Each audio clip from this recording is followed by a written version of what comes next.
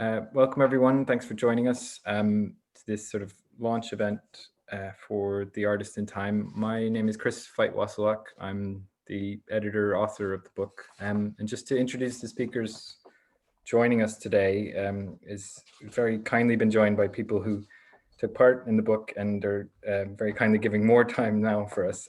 So can I introduce Margaret Busby, the writer and editor who co-founded the publishers Allison and Busby in 1967, becoming the UK's first Black female publisher. She went on to be the editorial director of Earthscan, and since the early 90s has been a freelance writer, broadcaster, and editor.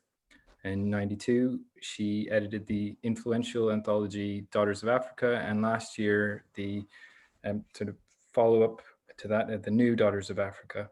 And this year she's also been the chair of the judges of the Booker Prize. John Fox and Sue Gill are artists and performers who in 1968 founded the performance group Welfare State International, which staged outdoor theatrical events internationally until 2006. And over a 40-year career, they've created street bands, carnival processions, sculpture trails, gardens, summer schools, installations, and secular ceremonies. They now work as under the name Dead Good Guides, and their books include the Dead Good Guides to Funerals and the Dead Good Guide to Namings and Baby and Welcoming Ceremonies, as well as the handbook Engineers of the Imagination. And more of their work can be found on their website, deadgoodguides.co.uk. Bisakha Sarker is a dancer, choreographer, and facilitator. She's trained in classical and creative Indian dance and has performed and led countless workshops and conferences across the UK. And she's the founder of the Chedarangan Dance Company. Ollie Harrop is an independent photographer based in Margate who has photographed a wide range of situations for both artists and institutions. He's the photographer of The Artist in Time, and his monograph, I Love It When You Sing, will be published next year. David Cutler will be speaking in a moment, is the director of the Baring Foundation. And we're also joined by Karen Pritchard, who's the live captioner for this event. So thank you to her as well for doing that while we go. I'm going to hand over to Harriet Lowe of the Baring Foundation just to do a few housekeeping items before we start. Yeah, just to say thank you to everyone for joining.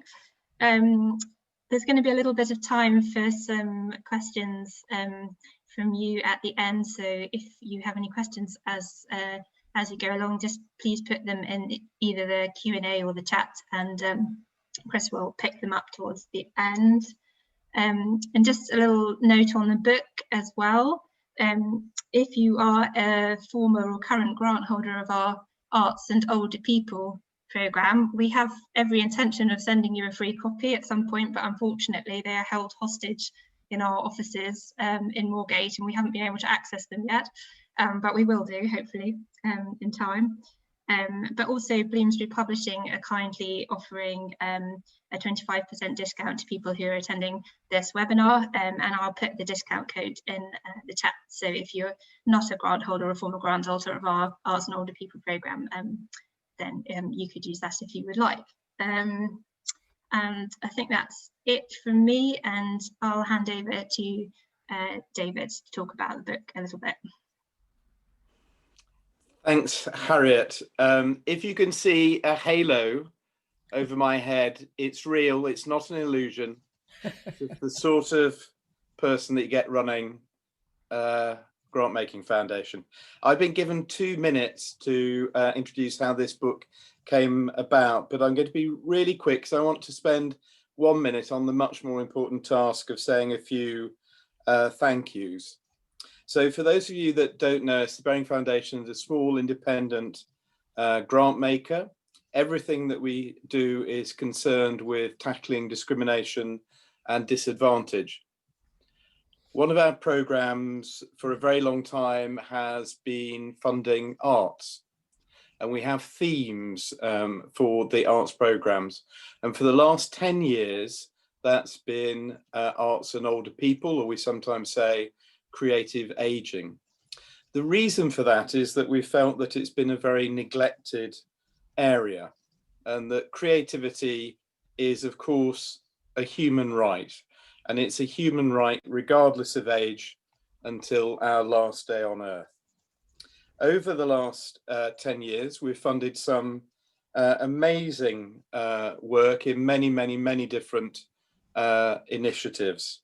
But central to those initiatives have been community arts or participatory arts, where professional artists are working with people who are coming new to the arts.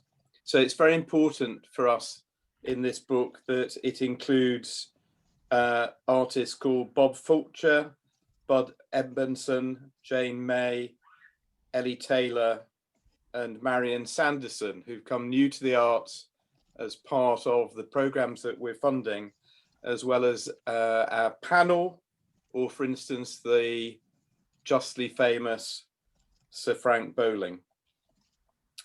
We've published around 20 reports on creative aging, as well as giving around 10 million in grants over those 10 years. So why did we commission this report? We felt it was very important as we drew to an end to put a human face on and breathe life into the programme. And the first thing I want to do is to thank Chris and Ollie. I really don't think it would be possible for anyone to have done a better job in achieving those two objectives in this fantastic report. And because we will forget otherwise, I don't want to forget to thank my colleague Harriet Lowe, who's been very involved in the whole process, as well as setting up today. And of course, I want to thank our 4 artists who've already been introduced to you. Finally, it's a pleasure for me to see my friend Bisakha Sarker as part of the panel. She sort of summed up this whole program for us, that a few years ago we were honoured to give an award for some fantastic work that she was doing. And I went up to her to say thank you at the end of the performance. And she pinned me in a corner and said, "David Cutler, you are the reason everyone now knows how old I am." So I'm sorry about that, Bisakha, but you are justly celebrated as a fantastic artist. I'd like to turn back to Chris for the rest of the webinar. Thank you. Thank you, David. Yeah, I guess I just wanted to take a few minutes just to kind of ground, I guess just to introduce the book itself, I suppose, as a, I don't know if that comes out backwards or not, but I think partially just being this is the launch of the book in very different circumstances that we originally envisioned. And I think what we thought would be interesting to chat today was maybe in some sense how things have changed, I guess. I mean, when we were making the book last year, we were able to go around visiting people's studios and homes and meeting in person, without a thought, which is something that's impossible now. And I guess, so what I wanted to think about as we chatted today was, maybe because the theme of the book is sort of inspiration and daily habits of creativity, and maybe just to think about how that's changed in the past few months would be something to talk about. But I guess just to give members of the audience who haven't had a chance to see the book just a quick sort of flavor of what we're trying to convey, and that sense of something personal and direct, I guess, with each of the people that we spoke to. Ollie's gonna share a few images from the book now, and we just sort of speak about it for a moment before we hear from the artists today. Hello, everyone. If you just bear with me, I'm just going to share the screen. I've just put together a few images that I selected from the book. There's about 20 in total. Chris, can you put your thumbs up if you can see it? Can you see it? I can't. Yeah, okay. Okay. But yeah, I mean, starting with an image of Frank Bowling's studio, I think just to give the indoor aspect is something that is sorely missing now. There's 20 people who are part of the book, and a range of people, from filmmakers, choreographers, writers, painters, such as Frank Bowling, and other art forms, trying to get, obviously not all of the arts, but a wide range of people from different backgrounds, different sets of experiences, to try and capture some sense of how they work, I guess, and that personal aim of letting all the interviews be told in the first person, having some sense of detail of the spaces that they work in. Sorry, Ollie, do you want to keep on moving? Sure. So yeah, I think this, say, Ralph Steadman's studio in Kent, just spending this time with people, I guess, has become the sort of daydream of the past few months, I guess, in the sense of like, this is what we were doing a year ago, was traveling around, meeting with people who would now be shielding and taking precautions that would then necessitate us to speak in this manner. So I think it's just a nice set of hopefully insightful moments, sitting with people for a moment, that sort of feeling of sharing time with somebody. And this is the singer and improviser Maggie Nichols, who we met with in her London home. And just a studio moment from the illustrator Michael Foreman, who's also based in London. You might recognize Bisakha there, who did a sort of improvised dance for us in the moment when we met her up at the Blue Coat in Liverpool. And some of her notes.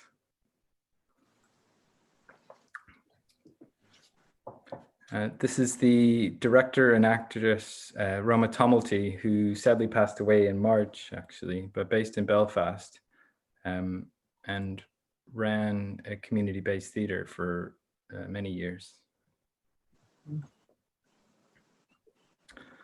And this is Ellie Taylor, who works with a community circus group in Belfast as well, Streetwise.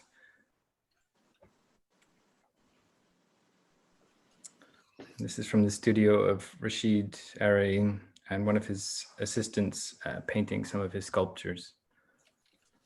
So I guess, just to give you an idea of the range of spaces that we were able to see.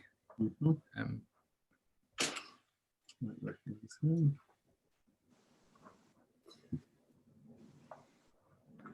You can see Margaret there in the National Library. It's a great shot, I think. Nice, sort of sits at the very center of the book, which is a nice sort of way of defining some things of the book, I think. This is the photographer David Hearn, who lives in Tintern, who's known for his photographs of the Beatles and just daily life in Wales. And he was welcomed us into his house. And I think just seeing people's clutter, I think, was one of the most insightful things for me. I guess being a messy person myself, I did enjoy seeing how people organize their chaos. And I guess now being in sort of Zoom meetings and Zoom chats with everyone constantly, it's sort of missing some of those subliminal cues of how we know people, I suppose. It's again the illustrator Ralph Steadman.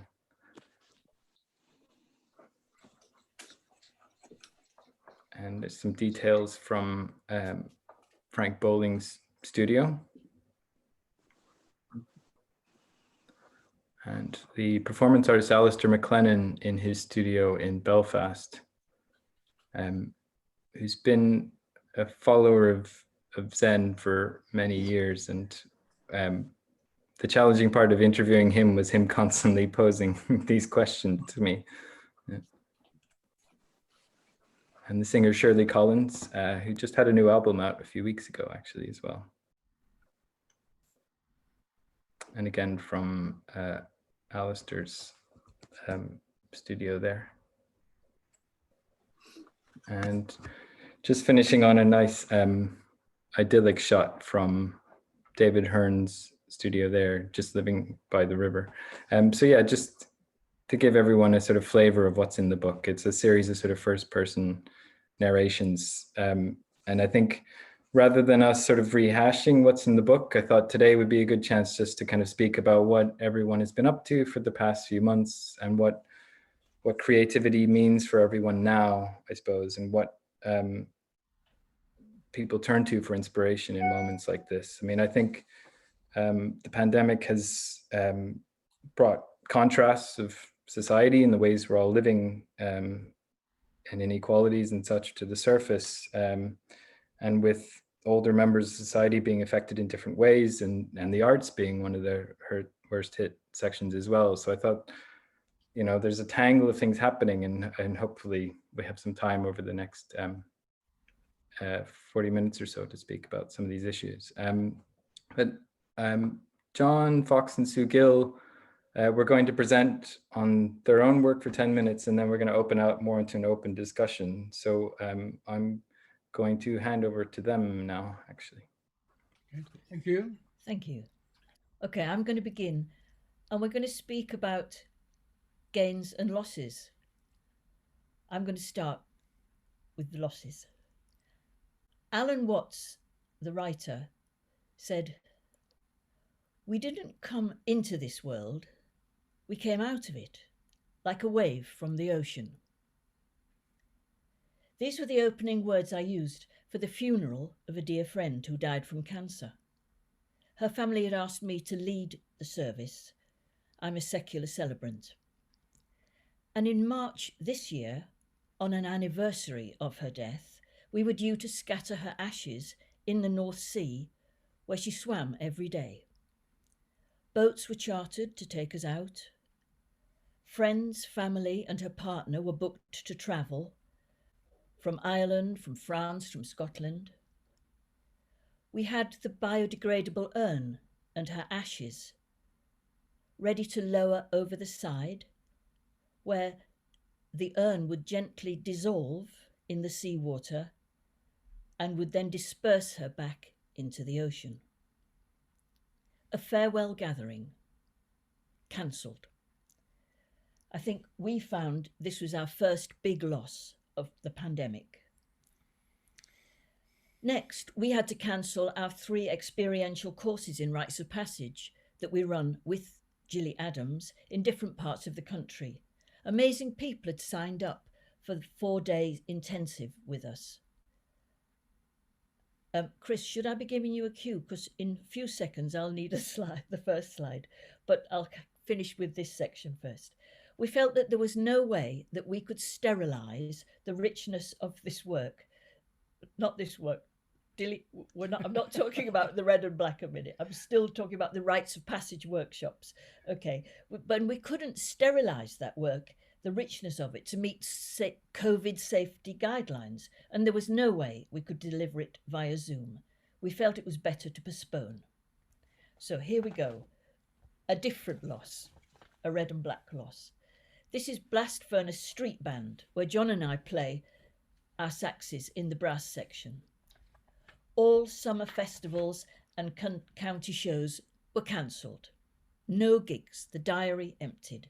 There's not even the possibility of all of us meeting up for rehearsals for over 6 months. We're still missing that very much. But hey, that's enough of losses now. There were plenty of gains, and I'm going to hand over to John Fox. Here we go into one of those Zoom games where Chris and I are improvising on this. So let's see if we can sort it. I'm going to start off with Ollie's excellent slide. That's beautiful. You can see from that photo that we live in a wooden beach house. It is located next to natural England's coastal paths on the west shore of Morecambe Bay in Cumbria. And for 5 years, we have been creating Wildernest, a 100-metre-long sculpture garden built from local stone and wood, enhanced by wind and water, designed as a devotional space between land and sea. It is a liminal decompression chamber where visitors may connect with themselves and with nature. Weather vanes and whirligigs frame the space with a multitude of stories, images and poems that reflect local mythology and folk tales, plus information on species loss, such as the decline in curlews, oyster catchers and corncrakes. QR codes mounted on posts, accessible by smartphone, extends the on-ground experience with virtual videos that we have made here. They are all on our website and depict, for example, the teeming micro-marine creatures, shrimps, lugworms and mollusks, etc., that inhabit the bay. And also, there is a video on the plight of oyster catchers.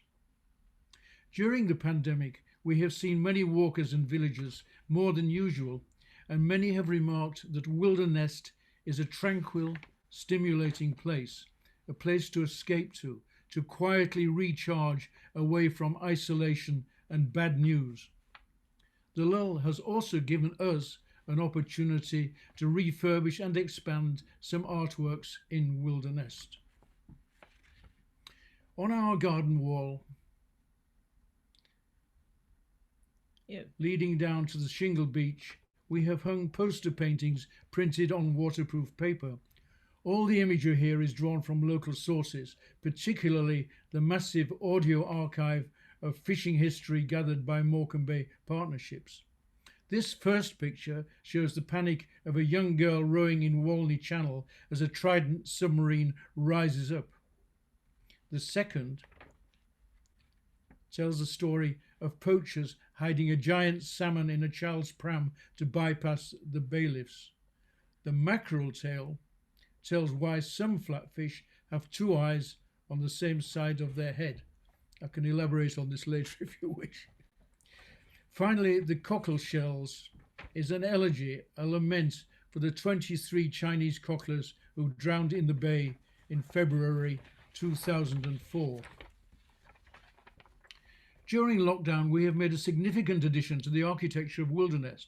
This is the observation pod, a meditation shelter built by Duncan Copley, who worked on his own long hours in isolation. The foreshore here is becoming overgrown with spartina grass and tall reeds. The pod is elevated, and on a direct west-east alignment, it looks over the reeds to orientate and connect with an Iron Age fort on the horizon of Three Peaks in Yorkshire, 50 kilometres away over the bay and beyond. And finally, the driftwood dogs. Nasty nightmare beasts to be tamed, some made by me and some by Cathy and Andrew Kim of Thingamajig Theatre. The dogs are holders of depression and multi-headed Cerberus guardians of the dead. Winston Churchill, dreaded the vicious dog of despair, and so did the painter Paul Nash. Like Goya's etchings of demons, the visualization and articulation of these monsters symbolizes and externalizes our worst fears. To leave the garden after the vicious dog, we come, like every worthwhile gallery, to our shop as we exit. Here is our retail outlet, stuffed with books, postcards, poems and prints. This print of the night heron is particularly popular.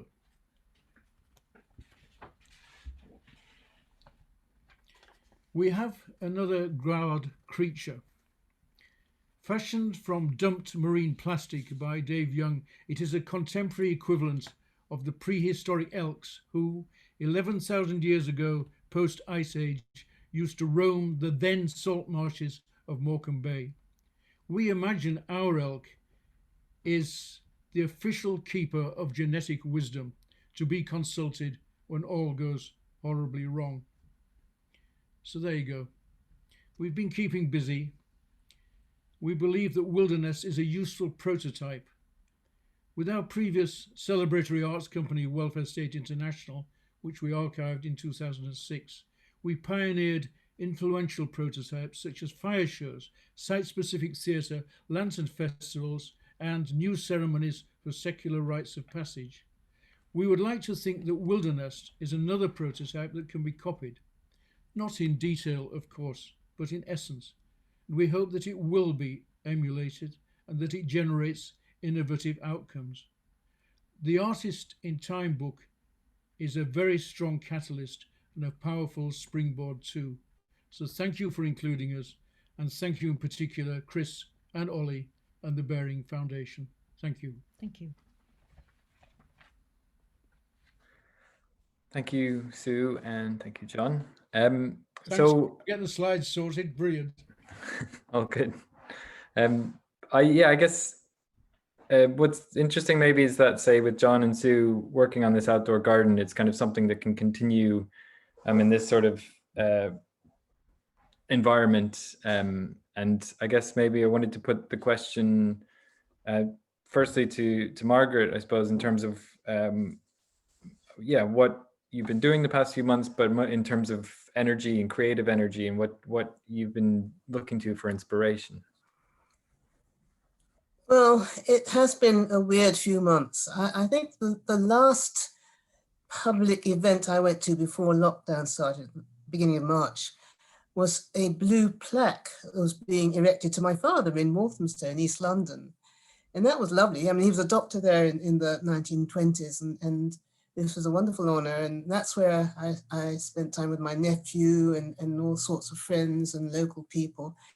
And then we went into lockdown. But all along, I had been reading for the Booker Prize, because I'm chair of the Booker Prize this year. And also, running alongside that was the knowledge that my sister had been very ill, and she was ill with cancer. And sadly, she had to go into hospital for the last week of her life, and she died towards the end of May. So that was a very difficult thing to be processing in the lockdown conditions, because obviously we couldn't have the sort of celebration or get together we wanted with family in Ghana and in America and around the world. And so that's still something waiting to happen. And I was lucky that I managed to go and I was able to go and see her in 2 days before she died. So that was lovely, and to have jokes with her and you know, just connect again. But I was also reading for the Booker Prize, and we started off as judges reading with real copies. But then after lockdown, it was impossible to get the copies to all the judges all around the world. So we're reading on screen, reading PDFs. So that changed the dynamic of our reading habits. And we were having Zoom meetings, 4-hour Zoom meetings. So we've never actually all met in the room as judges. So that was also something we had to get used to. And it's ongoing because the process isn't over. So that was another adjustment one had to make to the new conditions. And also, I'm not actually living where I normally live. I'm living with my partner, who actually is also taking care of a friend of his around the corner. And I know, Bisakha, you were talking about age. Well, this friend is 104. Oh.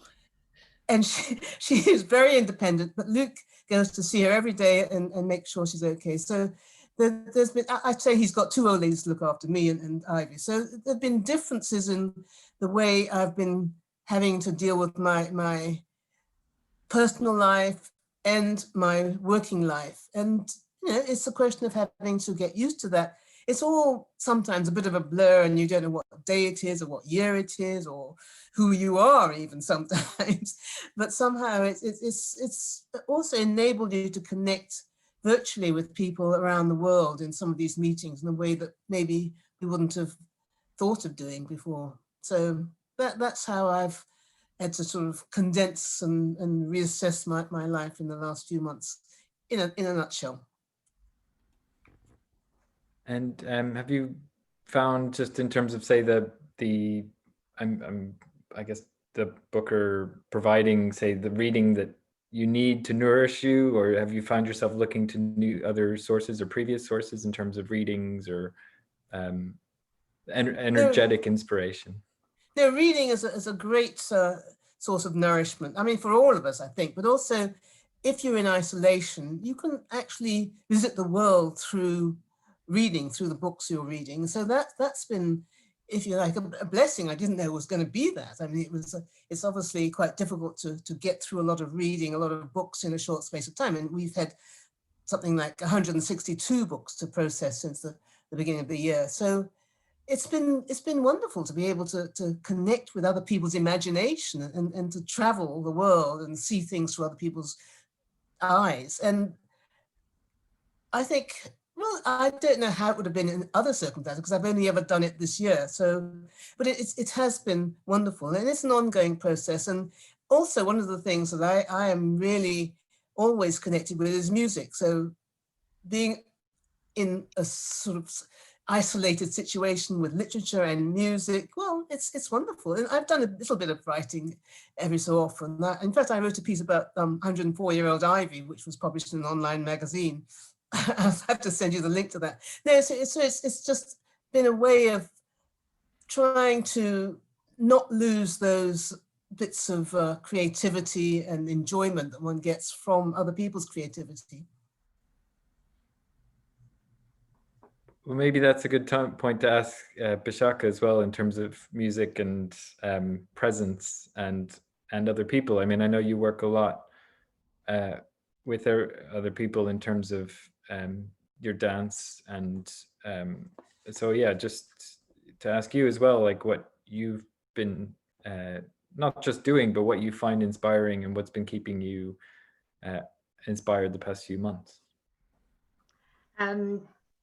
I wish you told me, or maybe good that you didn't tell me that you'll ask me about this period, because then I would have had to say, oh, well, can you give me the whole session?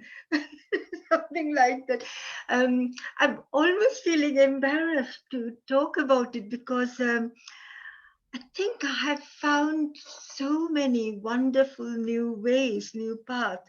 It's kind of proving to be, in a way, quite an exciting time to find, maybe in a way I enjoy challenges. When something comes and said, you can't do that, then I feel more like, yes, I want to do that, but how can I sneak it in from some other sources? So several things have been happening, and I'm just trying to make the most of it. I think one thing I have learned is not to undervalue anything, not to think of anything as only small or just this and that, because in all those things, there is so much to do, so many new ways to look at. One thing I think I'm on the whole learning is the whole process, and also a satisfaction of acceptance. I'm kind of somehow learning to accept various things are being thrown upon us, and we complain and we feel bad, we feel depressed and all, but at the end of it, we again try to accept. And if you look at in each one of our lives over these 7-8 months, just imagine how much we have accepted in one way or another. So I think that has been a great thing. During this period, I have also lost, no, I will not say lost, nobody's lost from life. They are there in another form, some very, very close relatives and friends who are just like relatives, and not being able to go to the funeral or maybe to hold hands of their family they have left behind, have been a really painful experience. So even death we had to accept in a new way. Our usual process of grieving were not there, and we had to do that. The whole thing came to me through a very personal thing. I lost my cousin sister, who was like a sister to me, through COVID. And then suddenly the horrors and the suddenness of it came through me. But again, we all had to learn through it. And what did we do? We did a family Zoom of international, people who are all over the place. And we all got together and we laughed and we remembered. So in that way, I think we are doing several things, but in a different way, almost without realizing. And it's showing me how we can always survive, how we always get over this whole kind of, the energy and everything that we have been bestowed with. They can all come to work and make us go forward and look at the world still in a positive way through all these things. I think, that's what I'm more or less doing. Zoom for me have been a really blessing and a welcome.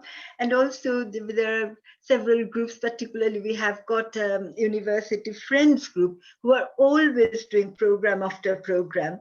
So, and they're saying, oh, please dance. And what can I dance? But even there, I'm trying that how it is different to move, to dance, to teach. You have to think about the depth here rather than the space.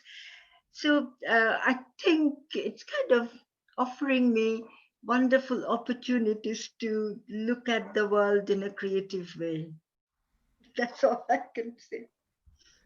Well, I think, yeah, there's something that everyone's mentioned at the moment is this idea of things being on hold. So like, say, mourning friends and these kind of gatherings to mark occasions that are important. And but yeah, it's like you say, Bisakha, there's something to be said of like how we adapt that. And I know when I went up to Cumbria to meet with John and Sue, I think the way you both were talking about Wilderness was as a sort of a way to kind of reignite, say, with a lack of religion in society, of a way of finding these sort of meanings in something like nature, and whether there's, so I'm just thinking in a similar way of how we might rechannel some of these habits of ritual that we've been using to mark occasion, and how we can adapt that to sort of this new situation, sort of keeping the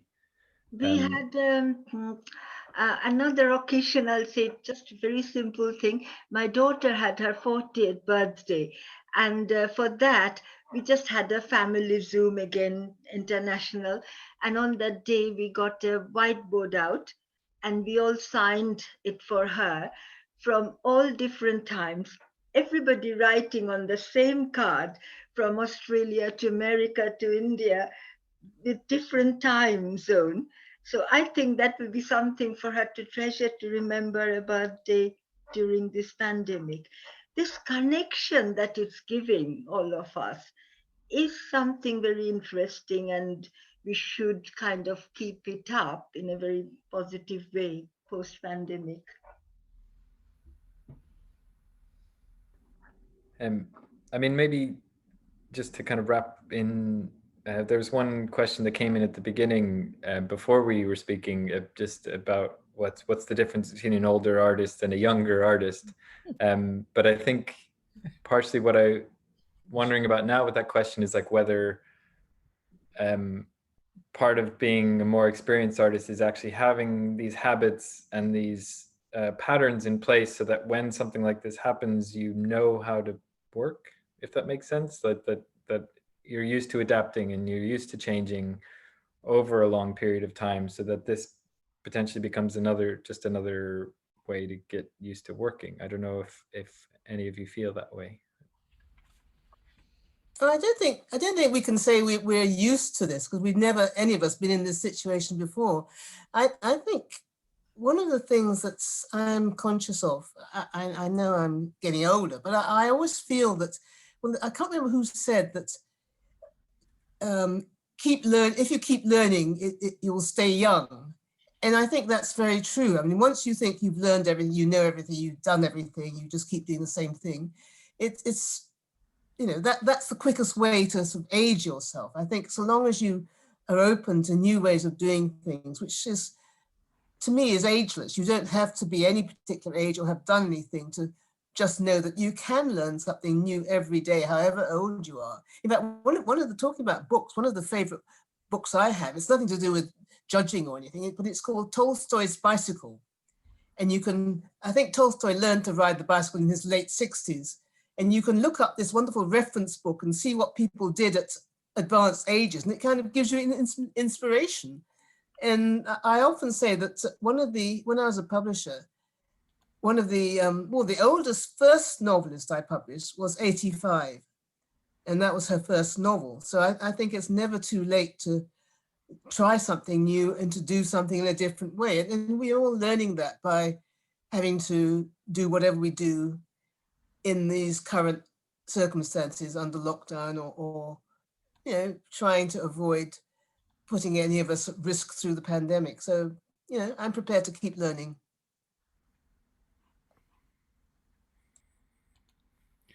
One of the things I was finding, can you hear me all right? I've got some email stuff on my screen. It's not coming up in anybody else's, is it? No? Can you hear me okay? Yeah, we can hear you, John. Yeah. One of the things I like is the fact that you can fall back on certain routines. And when I did that print, I hadn't actually done a print for quite a long time, and I wasn't sure I could actually remember how to do it. But suddenly muscle memory took over, and I was very relieved to find that the old tricks that I knew were there, and gave me a great deal of solace to actually kind of follow them through yet again. And it was a sense of a routine that I'd been to before, but I certainly knew and could actually rely on a little bit.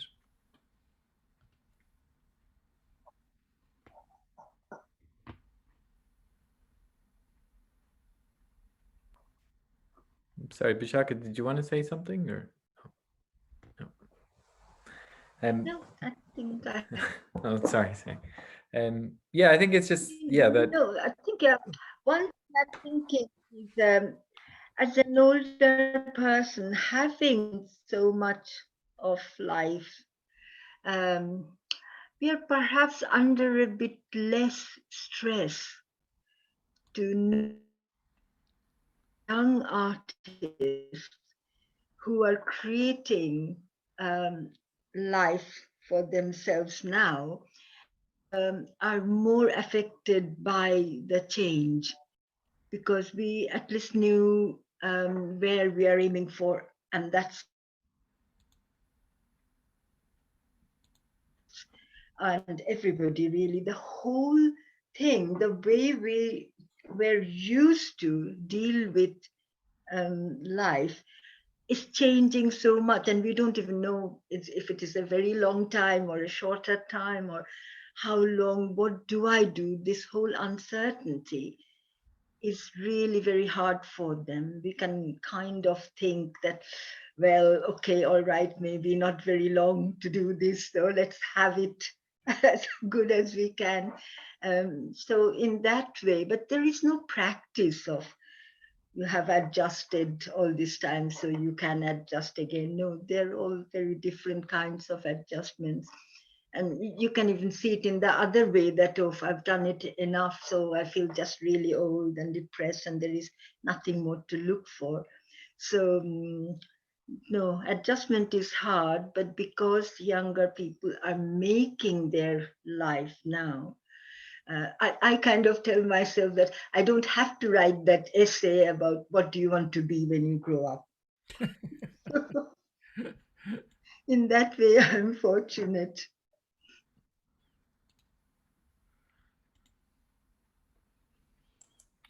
I think I haven't grown up yet, actually. Okay. And I'm thinking, what's my next career going to be? I'm happy to try anything new. Well, exactly. I think there's still some, sort of rethinking, and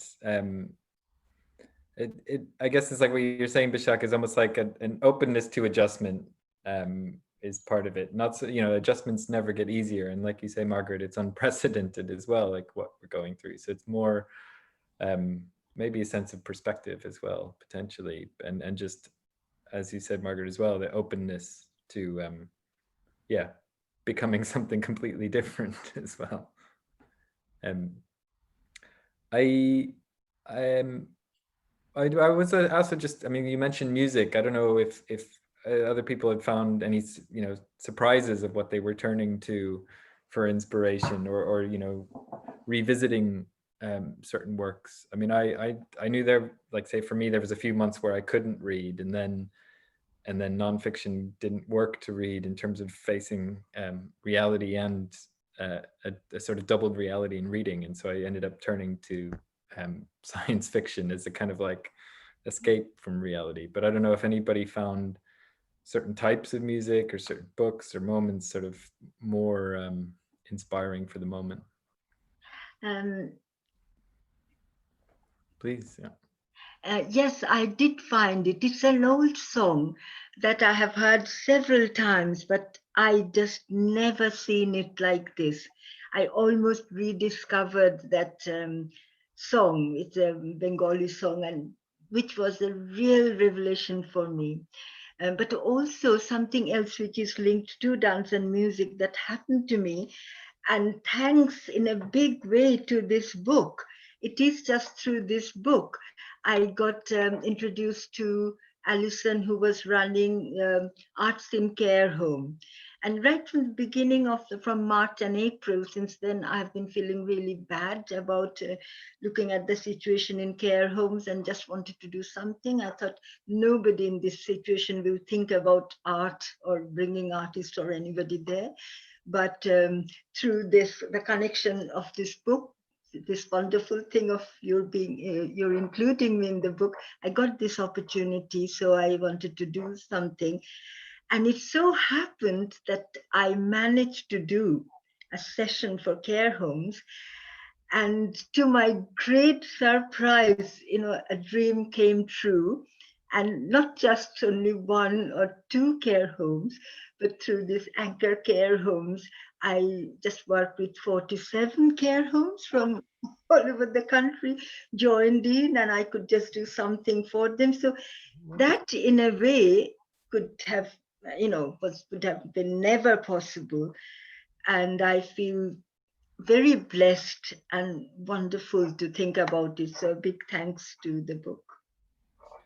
No, I think, and John and Sue, you did something with that same initiative as well. I don't know if you want to introduce that. Oh yeah, we did. briefly. We had a concept about what, even though being 80, you think, what must it be like being in a care home? I have no idea, how your life might come smaller. And so we had this concept of inviting people with their imagination and their creativity to think, out of my window, I would like to see. What would I like to see? A liner going past, or my wedding, or a feast, or I don't know, whatever happening out there. So John created half a dozen sort of templates, very simple, that would fit on an A5 postcard. Because this activity had to be able to be delivered by the care home staff. And so we were invited to come up with these things, and they're online so people can search them. And it would start with a discussion to stimulate people's imagination, and then the opportunity for them to draw an image within the template framework. So he did all lovely simple drawings, a window just with the curtains blowing, or with a cat sitting on the curtain rail, or like a porthole, if you're in a ship, or in a shed with different sorts of windows. And so that's an activity that can be delivered sort of cleanly and in a social space by the care staff, and then either posted out to their family or displayed in the foyer of the care home or whatever. So it was just about dreaming and imagination and what if. Out of my window, I would like to see. Apparently more and more care homes are designing studios as part of the care home facility, so that you can make a real mess, which is part of, I think, being creative, is make as much mess as you can and see what comes out of it, really. Well, and it also sounds like a creative exercise we're all doing at the moment as well, in terms of winter setting in and different tiers of lockdown kicking in. There was one question that came in on the chat that was asking everyone, what is more satisfying, mastering a creative skill or learning a new one where you are a novice? I don't know if anyone wants to jump in there to answer that. I think you do both at the same time if you can. I don't think it's one's more better than the other. I've been actually using the opportunity because we couldn't play with our street band, which was really frustrating. Is trying to kind of play together on Zoom, which was a difficult experience. I've been learning an accordion, a new accordion, and found that absolutely fantastic to be doing that. But at the same time, it's difficult. You have to. Your brain gets older, and you take longer to learn things. And so, what I think is good, you can do that. And when you get knackered trying to do it, then you go back to something that you've got a little bit of assurance about, or you hope you have, except that everything you do or everything we do tends to be something unpredictable, and there's always that challenge in it. You never quite know how it's going to come out, but you do have a few tricks you can fall back on, and mastering those is satisfying. Equally, they're learning something new at the same time.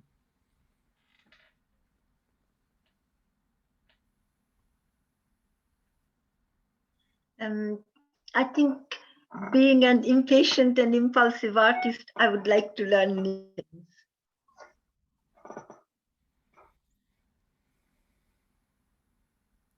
Can't hear Margaret. I'd like to learn new things as well as brush up on old things. So I think I don't want to choose. Sounds like a tie. Okay. One other question that came through was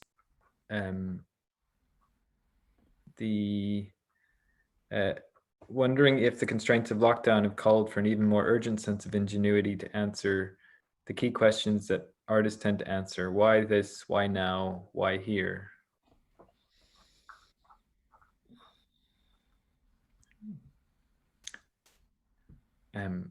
And then another question as well that I sort of paraphrased earlier, but just to pose it directly, I suppose, is one question saying, is the role of an older artist different from that of a younger artist? If so, how? But I think, yeah, we touched on this a bit in terms of... Well, I echo what Margaret says. Are you old? You know, I'm 80, but apparently, how did I get to be this old? I've no idea. But there was a birthday recently, so I must have got there. But in here, you know, as everybody says, you're that person you were decades ago, and you've just got wrinkles and white hair and whatever. But I haven't even dyed it in lockdown, you know, like I used to do. But I don't think there is any difference at all. One of the things we've noticed, it's a little bit tangential with our grandchildren though, is that because they were away from school and having to do more homeschooling like we used to do when we were on the road with our circus tent, they've actually got much more into the details around them of nature. They're going for a lot more walks, they're getting a lot more connected with their landscape, then they're actually more physically kind of there than they were before. And I think that's a great lesson we have taken from them. And it's not so much defining them as artists, but they have been very creative and come up with all sorts of wonderful new ideas and models of things they've been making, and rockets that have been taking off, and traps they've been making, and sculptures in the woods. It's all absolutely brilliant, and it's a naturally innate tendency, I think, that we all have. And my worry about, as you get older, more and more of that facility, ability, that wild imagination is taken away from you, and you believe less and less in the possibility of the kind of extraordinariness of it.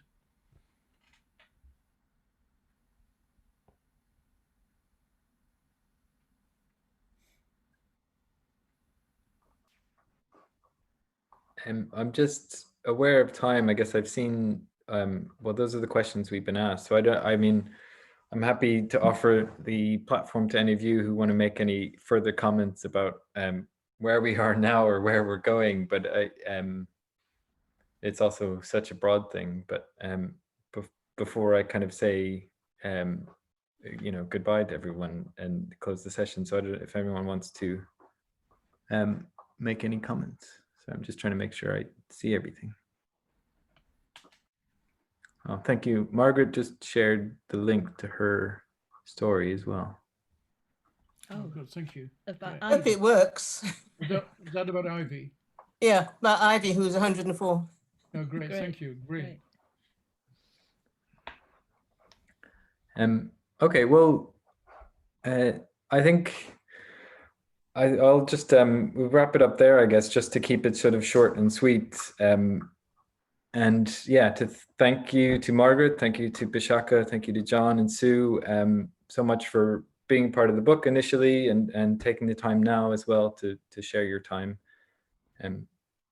And thank you to everyone for attending. And yeah, if for those who haven't seen the book, I hope you get a chance to look at it, because it's similar, intended as a sort of inspiring book of habits and creativity of 20 different lives that hopefully will inspire as well. So I hope that, yeah, you get a chance to enjoy it.